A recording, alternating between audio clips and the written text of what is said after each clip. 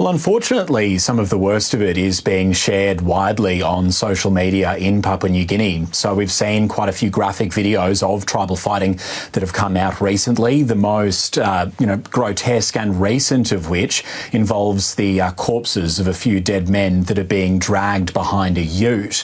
And of course, it's got a lot of the nation and even internationally, there's a lot of concern about the tribal fighting that's going on in Enga in the highlands. Of course, we've heard from police that they're very concerned by the increasing tribal fighting. They say about 60 to 70 people have died in the last few weeks.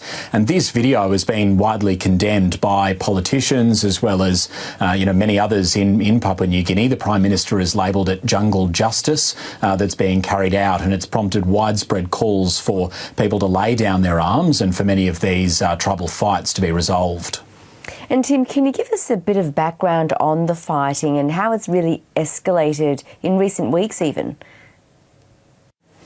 Well, of course, tribal fighting is nothing new in Papua New Guinea. It's got quite a long history, of course, to resolve issues, say, over land or political disputes and the like. But what we're seeing explicitly at the moment is access to much more high-powered weapons than have really ever been seen before. In fact, in some instances, they're saying that some of the tribal fights are being carried out using drones to even scope sort of territory between one tribe and another. So there's that, and there's also the development that mercenaries are being used by some tribes to wage war against another. So all of this is quite largely a new development in tribal fighting there in the highlands, and that has, of course, concerned many people.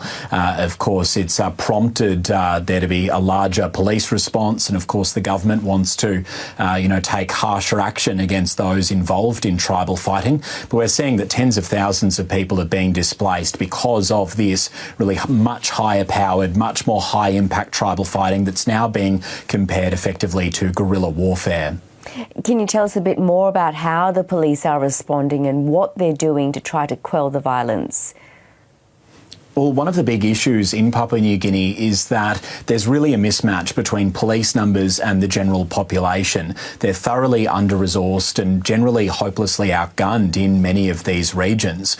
So, of course, we're hearing from police that they're dramatically trying to bolster their numbers in general. But with respect to this particular response, they're looking at sending in a force of about 100 to 200 people, specialist officers, that can hopefully try and quell the violence. We've also heard from Police Commissioner David Manning. He's issued a circular to the police force that he's authorised the use of lethal force in these instances where they do come across armed tribesmen. They've even said that even if they're armed with machetes and the like, that they're approved to use lethal force. We have heard from police, though, that they've said that they will only be using that in life-threatening circumstances. But certainly it's got police quite worried if they're authorising that use of lethal force. In fact, they're really quite concerned about how they try and quell the ongoing violence. Well, police are concerned, but human rights groups are also worried about how the violence is being addressed. Well, that's right. I mean, approving the use of lethal force is quite a significant step, and it's one that is worrying many in the human rights community. Of course, some are referring to, how police might use that particular power, of course, referring to people, bush knives are quite common in Papua New Guinea, and so whether people might just be carrying a bush knife for farming or the like, or their general activities, and concerns maybe that they could be shot dead and, further escalating the violence as well. So, of course, that while it is an escalation that police, want to take because they feel that it's important to protect lives and property, it's raised many eyebrows and concerns about how it's going to be used or how it could be used across Enga province. And Tim, what action is the government taking? We've had some action from the government. They introduced a curfew some weeks ago for about 3 months or so.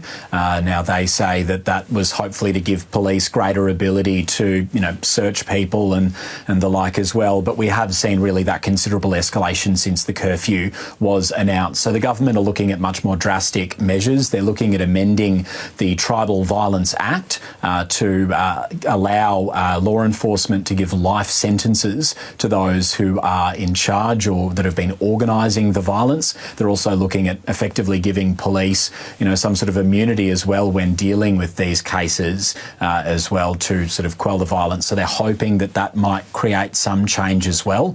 But broadly, of course, they're labelling these acts as abhorrent, and they're hoping that groups there and police will be able to, start to resolve some of these ongoing tribal fights that have really been quite considerable since the election last year and have led to, of course, so many people displaced and quite so many lives lost. Tim, thank you. Thanks, Yvonne.